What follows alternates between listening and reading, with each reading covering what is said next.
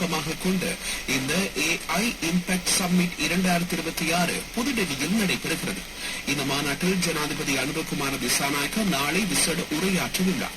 இலங்கையின் டிஜிட்டல் பொருளாதார அபிலாஷைகள் மற்றும் தொழில்நுட்ப வளர்ச்சி குறித்து அவர் இதன்போது கருத்துக்களை பகிர்ந்து கொள்வார் என எதிர்பார்க்கப்படுகிறது. இந்த விஜயத்தின் ஒரு முக்கிய அங்கமாக இந்திய பிரதமர் நரேந்திர மோடி மற்றும் மாநாட்டில் பங்கேற்கும் ஏனைய உலக தலைவர்களுடன் ஜனாதிபதி இருதரப்பு பேச்சுவார்த்தைகளில் ஈடுபட உள்ளார். இந்த பேச்சுவார்த்தைகள் இலங்கை மற்றும் இந்தியாவுக்கு இடையிலான உறவை பலப்படுத்துவதோடு பிராந்திய ஒத்துழைப்பை மேம்படுத்தவும் வழிவகுக்கும்.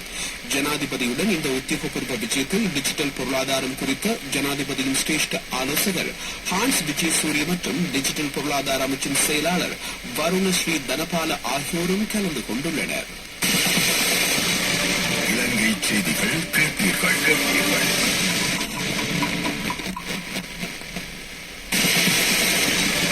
இந்திய செய்திகள்.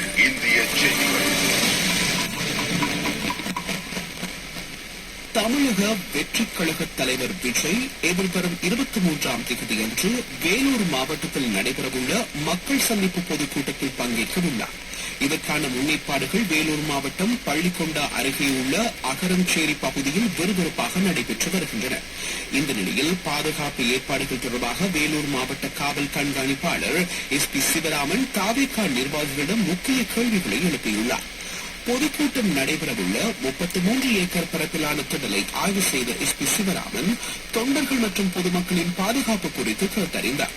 குறிப்பாக சேலத்தில் நடந்த மக்கள் சந்திப்பின் போது வெயில் காரணமாக ஏற்பட்ட அசம்பாவிதங்கள் உங்களுக்கு தெரியுமா?